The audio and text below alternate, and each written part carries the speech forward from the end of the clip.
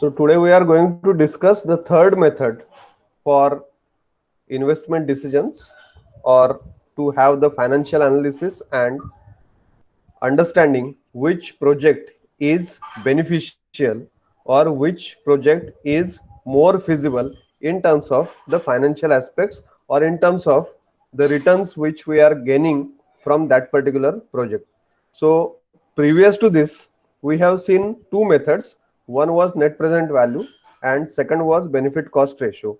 In net present value, we have tried to calculate the present value of each and every cash flow which is coming in the life cycle of your project, and then subtracting the initial investment from the summation of these present value of all the cash flows, then we were able to get the net present value. And whatever project is having highest positive net present value, that project we were selecting. If we have multiple projects, if it is a discussion about a single project, then if net present value is positive, we are selecting the project or accepting the project. And if net present value is negative, we are rejecting the project. When we discussed about the benefit cost ratio method, then in that case again the methodology is same. Instead of saying the cash flows, we say the benefits, and we try to find out the present value of all the benefits which are coming in the life cycle of your project. And instead of subtracting the initial investment, we are taking the ratio of the present value of the benefits divided by the initial investment, so that we can get the present value of your benefits, that is PVB. And this PVB divided by initial investment, that is nothing but your benefit cost ratio. And if I am having the benefit cost ratio greater than 1, we were selecting the project. There was one more parameter which we have determined, that is net benefit cost ratio, which is BCR minus 1. So if this net benefit cost ratio is greater than 0, we were accepting the project. Now moving to the third method. Third method, the title is internal rate of return, which is also abbreviated as IRR. In this particular case, the methodology is slightly different. In earlier problem, this method is also a discounting kind of model for investment analysis. But earlier two cases, the discount rate was given, that is the value of small r, it was given, and we were trying to find out either the net present value or the present value of the benefits, the benefit cost ratio, and trying to determine whether the project is feasible, project can be accepted or not.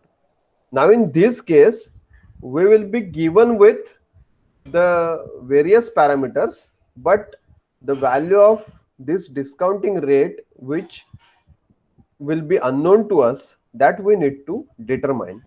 And this discounting rate, what we are going to find out will be the internal rate of return, that is IRR. And this IRR will be nothing but the discount rate which for which the present value of future cash flows, that is nothing but the net present value, must be equal to the initial investment, or the present value of future cash flows should be equal to the initial investment. Means in other way, the net present value, that should be equal to 0. So we have to calculate the value of small r such that the net present value is equal to 0. So if we have understood the concept of net present value, which is nothing but summation of present value of all the cash flows in the life cycle of the project minus initial investment, so that if we are equating it to 0, then whatever the value of r we are getting, that is discount rate we are getting, it is nothing but the internal rate of return. Okay, so the internal rate of return of a project is the discount rate which makes its net present value equal to 0. IRR is the discount rate which equates the present value of future cash flows with the initial investment. So what we have the equation for net present value is, net present value is equal to summation of the present value of future benefits minus initial investment. If we equate it to 0, then that minus initial investment we can shift on the other side of your equation, and we can say the present value of all the future benefits, that is going to equal to the initial investment. And in this particular equation, if we know all the cash flows, if we know the number of periods, if we know the initial investment, only our the discount rate will be unknown, then we will be able to find out this particular discount rate. And this discount rate what we are getting, for which the present value of future cash flows is equal to the initial investment, or in other terms, the net present value of your project is equal to 0, that discount rate will be called as internal rate of return.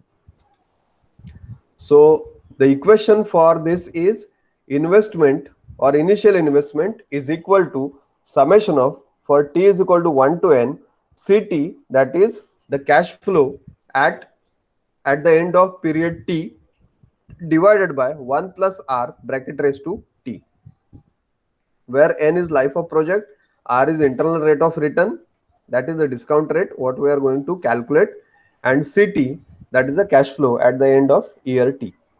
Now this particular method, as just now I have discussed, it is similar to the net present value method. So whatever we have done in net present value method, the same things we have to apply. Only in that case we calculated net present value. Here we have to assume that the net present value is equal to 0. So in this particular method,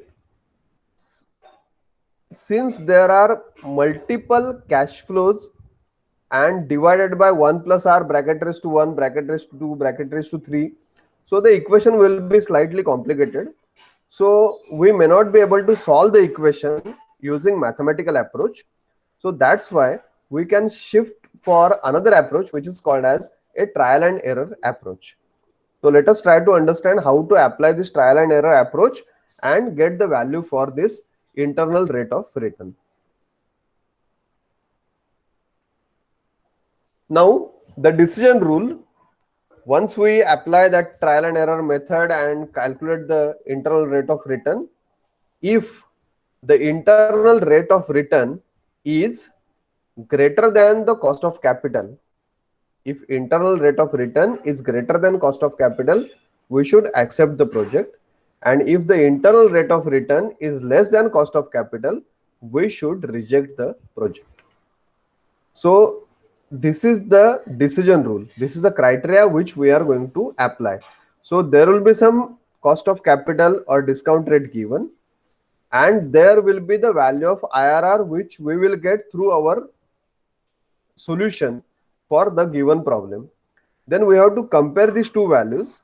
What is the internal rate of return we have obtained, and what is the cost of capital or the discounting rate which is given. If your IRR is greater than cost of capital given, we have to accept the project, and if IRR is less than the cost of capital, we should reject the project. So let us try to consider this particular problem. Determine the internal rate of return and decide whether to accept the project. The years are given 0, 1, 2, 3, 4, and the cash flows are given 1 lakh. That is the cash flow at initial stage, means it is cash outflow, that is the initial investment. And then at the year 1, year 2, year 3, year 4, we are getting the cash flows, that is nothing but the revenue which is generated, 30,000, 30,000, 40,000, 45,000. The cost of capital is equal to 15%. Okay, now this is the problem given. From this problem, we understood that initial investment is how much? 1 lakh rupees. The cash flows at the end of year 1, 2, 3, 4, they are 30,000, 30,000, 40,000, 45,000, and the cost of capital is 15%.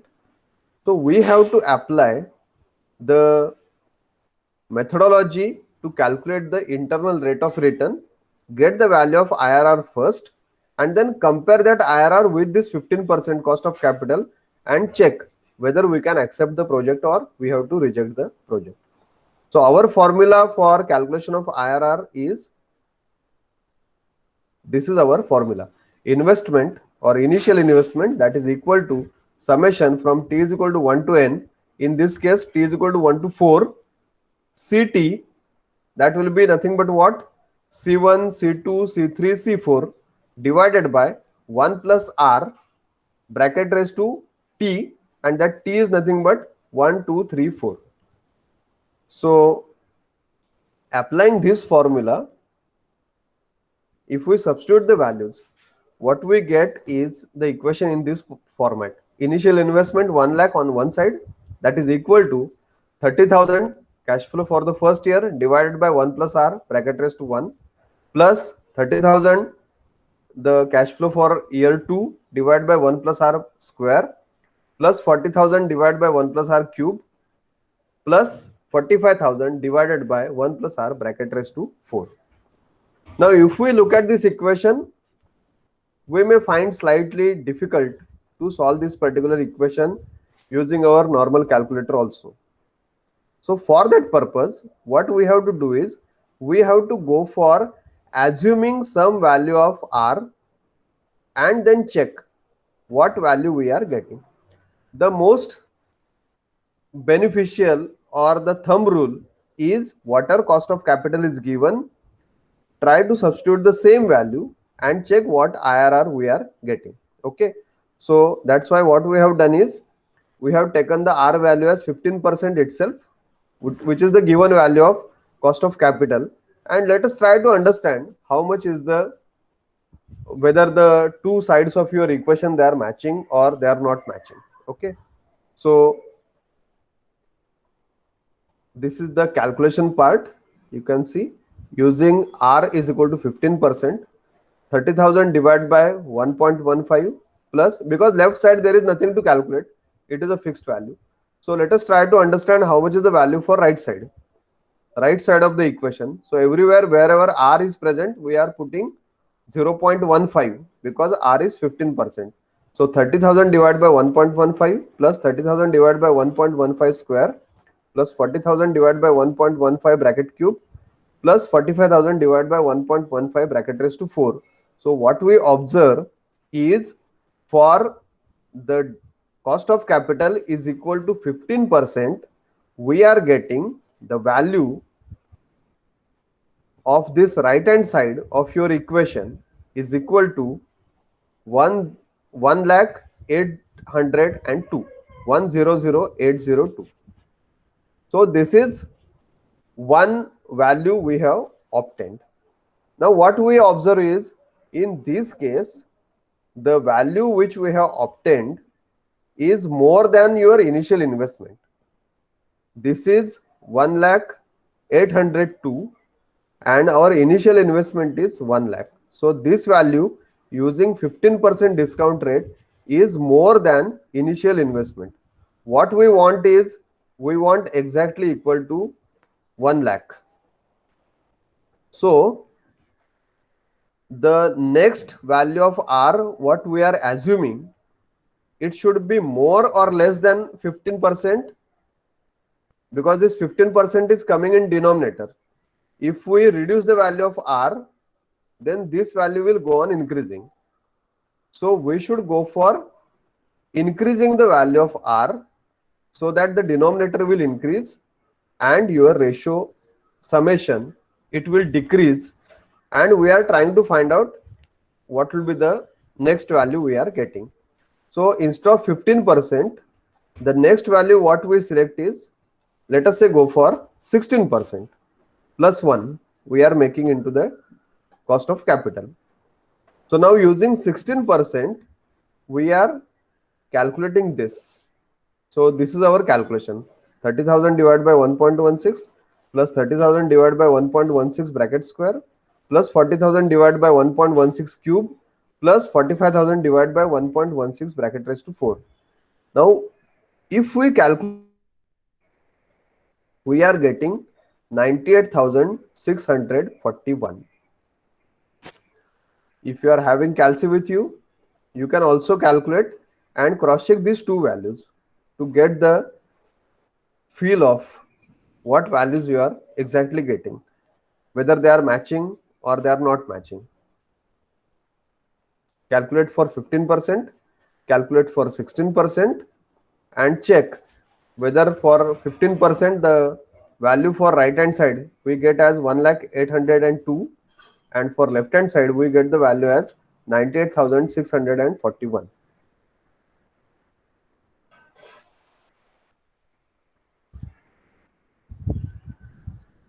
Okay, the values are matching. Both values are matching.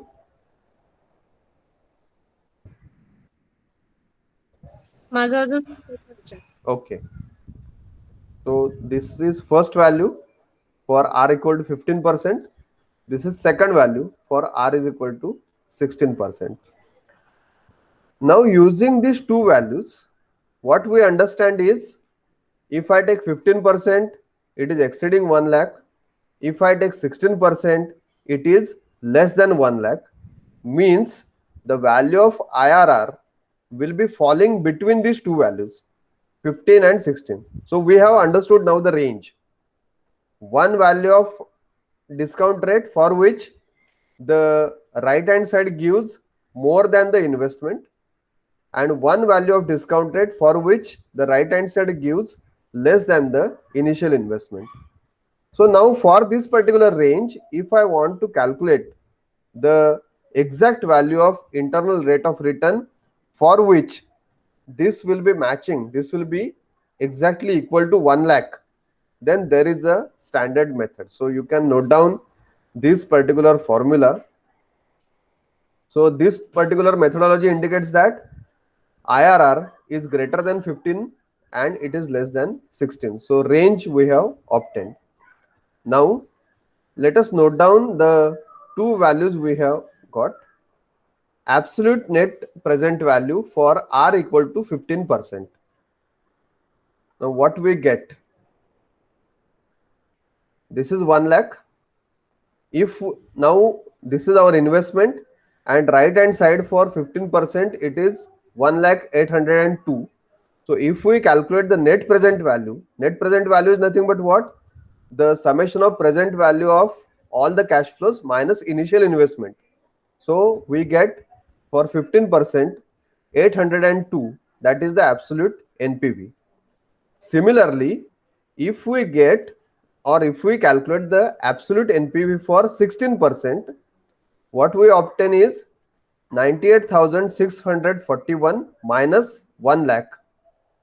So we will ideally get minus 1,000 minus 1,359. But since this word absolute is used, we should forget about the negative sign and only consider the magnitude of the difference or magnitude of your net present value. So I hope you have understood this. Using 15%, we have calculated the absolute NPV. Using 16% also, we have calculated the absolute NPV. For 16%, actually it was negative, but since we are taking absolute NPV, the value which is to be taken into account is 1359 only, the magnitude of your NPV. That's all. Now, the formula to calculate the internal rate of return using this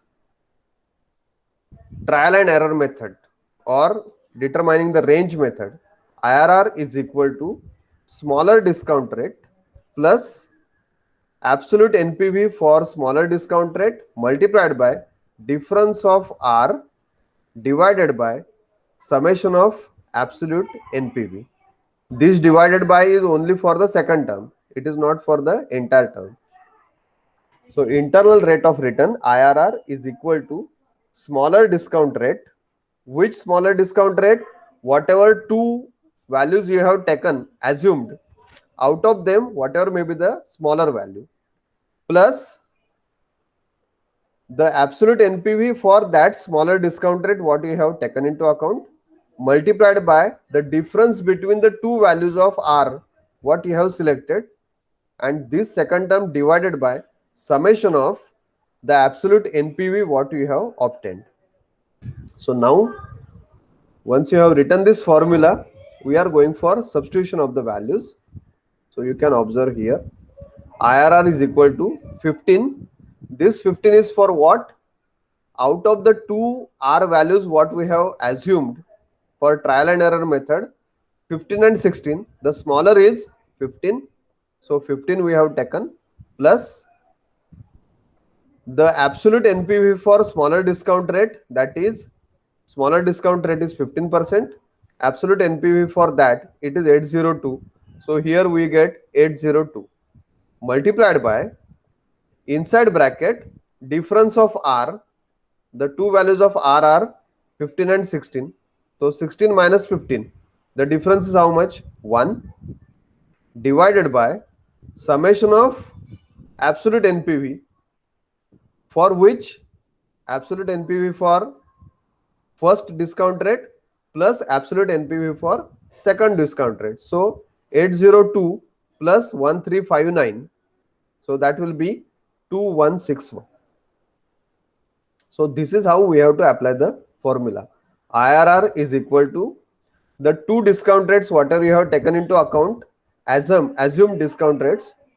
Out of them, whatever may be the least, that discount rate, plus the absolute NPV for this particular smaller discount rate, multiplied by the difference between the two discount rates whatever we have considered, divided by the absolute net present values whatever you have obtained for each of the discount rate, add them together and put it in the denominator of your second term. So using this calculation, we observe that the internal rate of return value we get, that is equal to 15.37%. So you can calculate and cross check the value. Yes, sir. Okay, 15.37%. Now, once we have the value of internal rate of return in our hand, we come to know that the internal rate of return is greater than the discount rate which is given, and hence the project must be accepted, or the project is to be accepted. So internal rate of return, if the problem is given for internal rate of return, then what we have to do is we have to calculate the value of right hand side for the equation investment is equal to summation Ct upon 1 plus R bracket raised to T, first by assuming whatever discount rate is given. Once we know that this is the discount rate, and for that discount rate this is the value of right hand side we get, compare it with the initial investment.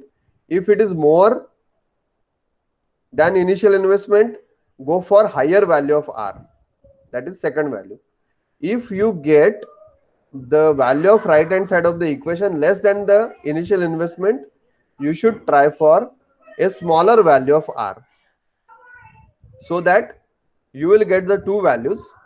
And once you get the two values, it is always we have to go for calculation of the absolute NPV for both the R values, and then applying the formula IRR is equal to smaller discount rate plus absolute NPV for smaller discount rate multiplied by difference of the discount rates divided by summation of the absolute NPV for both the discount rates into consideration. Now in this case, IRR is greater than discount rate, so project is to be accepted.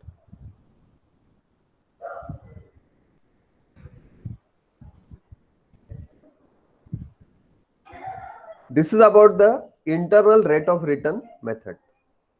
The next method is payback period. Now payback period is a non-discounting kind of method. So in this case, simply what we are going to do is how much we are investing and within how much time we are getting it back. We are not taking into account the time value of money. We are simply, if I let us say invest 10,000 rupees today and I am getting the revenue first year 5,000, second year 2,000, third year 2,000, then how much years will be required to get that money back, whatever you have invested? That is the simplest method, that is payback period. So payback period is the length of time required to recover the initial cash outlay or the initial investment on your project. So this particular method, we are not taking into account the time value of money. whatever is invested today, the same amount, whenever we are getting it back, we say that this is the payback period for this particular project. Now, if there are more than one projects in your hand, calculate the payback period for each, and then whatever project is having less payback period, we should select that particular project. So the decision rule is, shorter the payback period, project is more desirable. If the maximum acceptable payback period is specified as n, project with payback period n or less than n, they are accepted, whereas projects with payback period exceeding n, they are rejected. So sometimes if multiple projects are given and the criteria is also specified that the payback period should be less than or equal to some xyz, then you calculate the payback period for all projects, and whatever project is having payback period less than whatever n value specified, that should be selected. If multiple projects have payback period less than n, then project with least payback period is preferred. So even if that threshold value is given n, and there are several projects which are having payback period less than that, then again we should go for comparison, and whatever project is giving you the payback in the least period, that will be preferred. So this is a very simple method as compared to the previous. This is the simplest method, I will say. So you can consider this problem. Consider cash flow of two projects A and B. Determine which project is to be selected based on payback period method. So year 0, 1, 2, 3, 4, 5, 6 given, and cash flows in rupees for project A, for project B, 1 lakh for both the projects, initial investment indicated in brackets, and it is for year 0, so it is the initial investment. And you can observe that 50,000, 30,000, 20,000, 10,000, 10,000. This is the cash flow which is generated, or this is the revenue generated from this particular project A. So this is giving the revenue only for 5 years. If I say project B, the revenue is generated for 6 years, but you can see the values 20,000, 20,000, 20,000, 40,000, 50,000, 60,000, likewise. Now, as far as the payback period method is concerned, we have to simply check this particular value which is invested for project A, 1 lakh rupees, in how much period we are going to recover it. So first 50,000, second year 30,000, so 50 plus 30, 80, third year 20,000, 80 plus 20, 1 lakh. So year 1, 2, 3, 1 lakh is completely recovered, means the payback period for A, it is 3 years. Let us move for project B. Again the investment is same, 1 lakh rupees. Year number 1, 20,000. Year 1 and 2, 20 plus 20, 40. 1, 2, 3, 20, 20, 20, 60,000. 1, 2, 3, 4, 20, 20, 20, 40,000. That is 1 lakh. So project B payback period is 4 years. Payback period is 3 years. So obviously the project which is to be selected is project A. So payback period for A is less than payback period for B. So project A is selected. So this is one of the criteria. Not necessary this criteria is most beneficial criteria for project selection. This is one of the methodology. Otherwise, if you see here, the total payback from this project is how much? 50, 30, 20, 10, 10, 1,20,000. If I go for this project, then the total payback or total returns from these projects are almost double the initial investment. It is 1 lakh plus 1,10,000, 2,10,000. So this project within 5 years, how much it is giving you? 1,20,000. And this project within 6 years giving you 2,10,000. So ideally this project is more beneficial for the company with the same initial investment. But at this point of time, we are not concerned about how much are the total gains, total revenue generated from the project. Our focus is to apply the payback period. So when I am getting my initial investment back, when the project is becoming free of investment, so this is becoming free in 3 years period of time, because initially the returns are more, and this is becoming free in the period of 4 years time. So based upon this comparison, we say payback period for A is less than payback period for B, and hence the project A is to be selected. So it is not mandatory that the project A is beneficial. As far as this method is concerned, it is indicating that the payback period for A is less, and according to the payback period method, project A is to be selected.